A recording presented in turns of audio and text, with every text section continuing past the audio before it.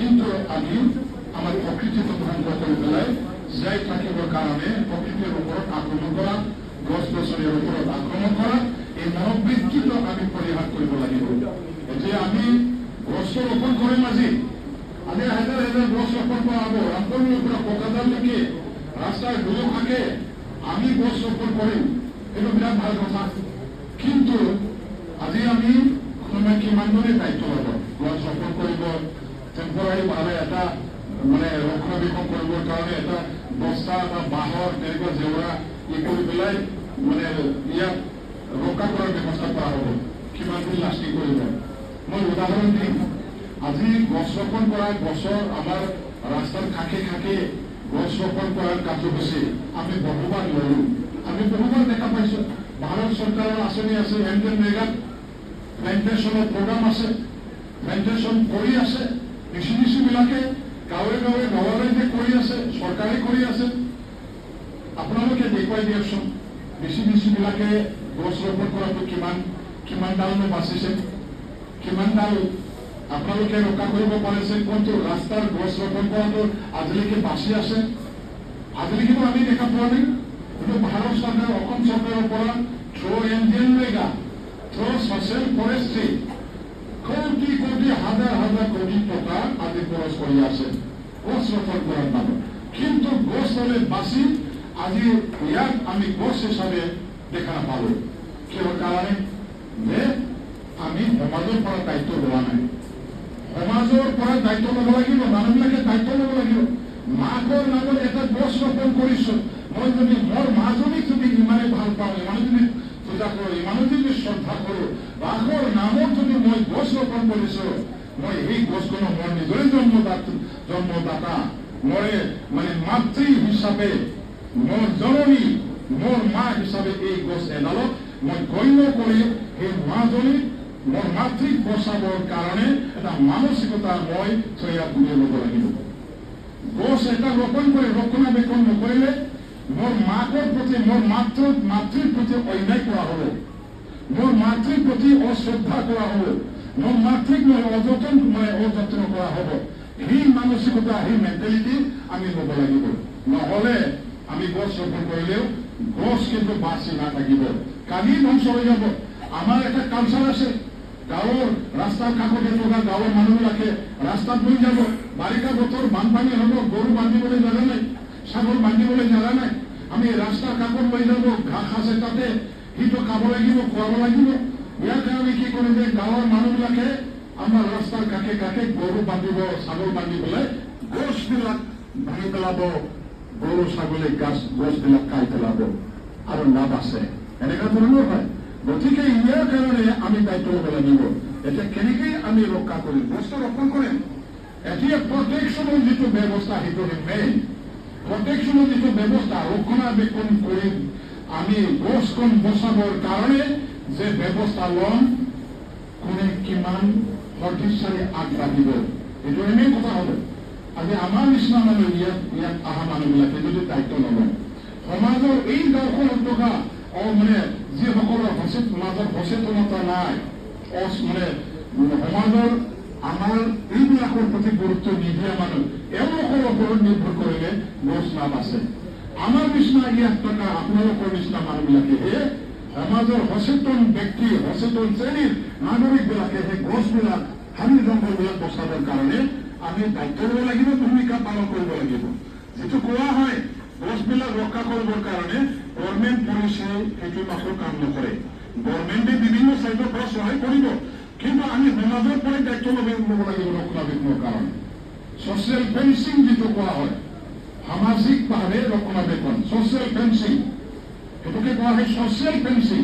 গছ গছনিবিলাক ৰক্ষা কৰিবলৈ হ'লে ছচিয়েল ফেন্সিং, সমাজৰ পৰাই ফেন্সিং দি, তাৰমানে সমাজে এই তাঁৰৰ নিচিনা, এই বাঁহৰ জেওৰাৰ নিচিনা, এই কিহৰ নিচিনা, তাৰ কাটাৰ নিচিনা, আমি যেনেকৈ গৰুৱে খাব নোৱাৰে, যেনেকৈ ছাগলীৰ মুখটো সোমাই দিব নোৱাৰে, খাবৰ কাৰণে সুবিধা নাপায়, এনেকুৱা ধৰণৰ খাই এটা খাই তাঁৰৰ নিচিনা আমি ৰক্ষণাবেক্ষণৰ দায়িত্ব ল'ব লাগিব।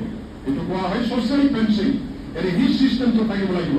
চাওক, এই ৰাস্তাৰ কাষে কাষে গছ ৰোপণ কৰাৰ পাছত কিমান সুন্দৰ হ'ব, গছ এটা ডাঙৰ হ'ব, এইটো পৰেণ্ডৰ ৰডৰ নিচিনা হ'ব। যদি পাৰে ভাল ভাল গছ গছনি লগাই দিলে, প্ৰত্যেকডাল গছে যদি বাচি যায়, চাব কিমান সুন্দৰ হ'ব, চিনেমাৰ শ্বুটিং হ'ব ইয়াত। এক্টৰ এক্ট্ৰেছবিলাকে আহি পেলাই ভাল ভাল মানে কৃষ্ণচূড়া, ৰাধা কৃষ্ণ কিবা কিবি ফুল লগাই দিলে, আউজাৰৰ এইবিলাক মানে যিটো ধুনীয়া ধুনীয়া যিটো ফুল, আউজাৰ গছটা কি কয়, এইবিলাক যেতিয়া ফুলিব তেতিয়া কিমান সুন্দৰ হ'ব এই ৰাস্তাটো। এই ৰাস্তাটি মানুহবিলাকে মানে ফুৰিবৰ কাৰণে আহিব। গতিকে সেইবিলাক আমি নজৰ ৰাখিব লাগিব। প্ৰত্যেকজনে গছবিলাক এতিয়া চব আপুনি পকাজাৰলৈ গৈ আছে, দেখা পালে যে এটা গছত গৰুৰ ৰছীটো পুৰা হেৰি আছে, মানে মেৰাই মেৰাই এই গছডাল ভাৰমানৰ অৱস্থাত আছে।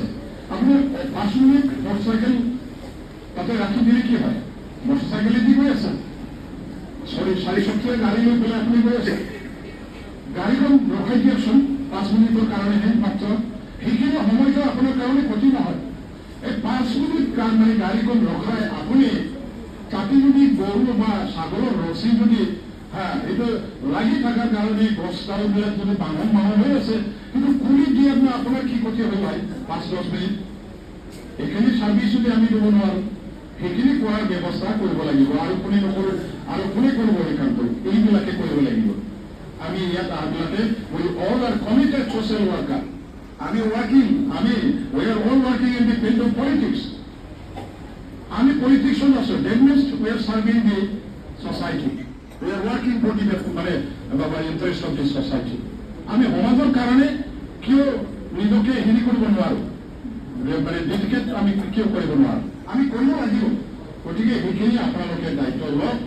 আৰু সেইটো মাত্ৰ নহয়, গাঁৱে গাঁৱে য'ত মাটি খালী আছে গছ ৰোপণ কৰিব লাগিব। ছ'চিয়েল ফৰেষ্ট্ৰীবিলাকৰ মাতত গভৰ্ণমেণ্টৰ ছ'চিয়েল ফৰেষ্ট্ৰী যিটো আছে তেখেতসকলৰ মাতত দেখুৱাই দিব, কোনো গাঁৱত ইমান বিঘা খালী মাটি আছে, তাত গছ ৰোপণ কৰিব লাগে। প্ৰত্যেকটো বিধি ৰাস্তা গছ ৰোপণ কৰক, প্ৰত্যেকটো গাঁৱৰ ৰাস্তা ৰোপণ কৰক। আমাৰ এই যে কমিউনিটি হলৰ আশে পাশে গছ ৰোপণ কৰক।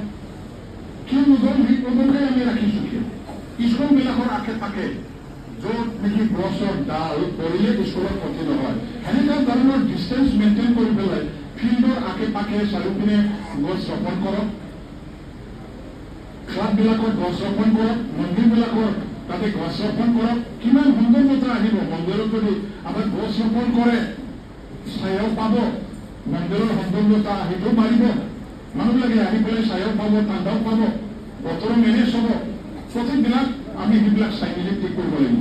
গতিকে ভাই বন্ধুসকল, আপোনালোকে আজি যিটো কাৰ্যসূচী লৈছে, এইটো এটা চবত অহা নহয়, চব মানে এটা মানে ইণ্টাৰেষ্ট ল'বৰ কাৰণে অহা নাই, এইটো এটা পেচন নহয়।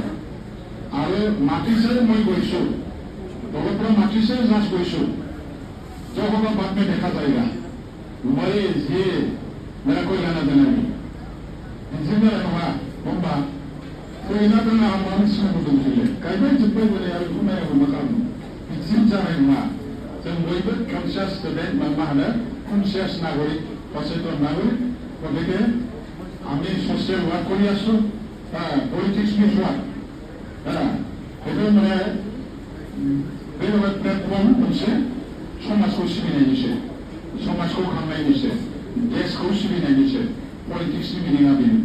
होमबा जों जुदि समाज देश खांनो नागिरदोंबा, देश आरो समाजनि भलाइनि थाखाय मोजांनि थाखाय जों मानो गावनि समखौ एसे समखौ जों मानो होनो हाया, एसे सार्भिसखौ जों मानो होनो हाया? ओरैनो प्रेसनाव फैबासो जानाय नङा, नङा होमबा? दा जेखिजाया बेनोसै, खोथा बुंला जोंहा